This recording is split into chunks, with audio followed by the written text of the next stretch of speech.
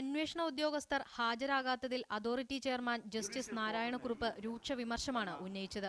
IG Mahipal Yadav, rural SP Yathish Chandra ഉൾപ്പെടെ അന്വേഷണ ചുമതലയുള്ള 5 ഉദ്യോഗസ്ഥരോടാണ് പോലീസ് കംപ്ലയിന്റ് അതോറിറ്റി ഹാജരാകാൻ നിർദ്ദേശിച്ചത്. എന്നാൽ കേസന്വേഷണത്തിൽ ഇടപെടാൻ അതോറിറ്റിക്ക് അധികാരമില്ലെന്ന് IG മറുപടി നൽകി. നിഷേധാത്മകമായ സമീപനമാണ് IG ഉൾപ്പെടെയുള്ള ഉദ്യോഗസ്ഥർ നടത്തിയതെന്ന് അതോറിറ്റി കുറ്റപ്പെടുത്തി. ജുഡീഷ്യൽ കോർട്ട് തന്ന മറുപടിയിൽ IG ജുഡീഷ്യൽ കോർട്ടെല്ലാം ജുഡീഷ്യലാണ്, അത് ആദ്യം മനസ്സിലാക്കുക. പക്ഷെ വരില്ല എന്ന് വെച്ചാൽ അവർ എൻ്റെ അഭിപ്രായത്തിൽ പറഞ്ഞാൽ നിഷേധാത്മകമായിട്ടുള്ള സമീപനമാണ്, സംശയമില്ലാത്ത കാര്യമാണ്. എന്തോ ഒളിച്ചു വയ്ക്കാനുണ്ടെന്ന് തോന്നുന്നു ഇപ്പോൾ കമ്മീഷൻ. പെരുമാറ്റ ദൂഷ്യം മാത്രമല്ല, ജോലിയിൽ കൃത്യവിലോപം നടത്തിയാലും അതോറിറ്റിക്ക് ഇടപെടാൻ അധികാരമുണ്ടെന്നും ജസ്റ്റിസ് നാരായണക്കുറുപ്പ് പറഞ്ഞു.